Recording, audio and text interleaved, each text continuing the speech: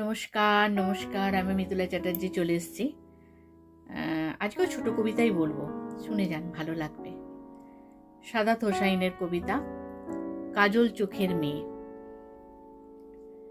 শোনো কাজল চোখের মেয়ে, আমার দিবস কাটে বিবশ হয়ে তোমার চোখে চেয়ে। দহনের দিনে কিছু মেঘ কিনে যদি ভাসে মধ্য দুপুর, তবু মেয়ে জানে তার চোখ মানে কারো বুক পদ্ম পুকুর।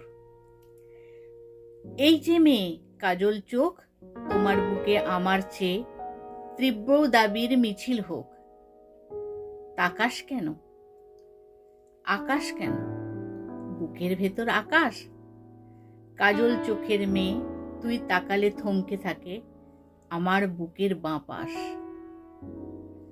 এত সুন্দর সুন্দর লেখা পড়ি আর ভাবি। আপনাদের কেমন লাগছে একটু জানাবেন। ধন্যবাদ সবাইকে, সবাই খুব ভালো থাকবেন।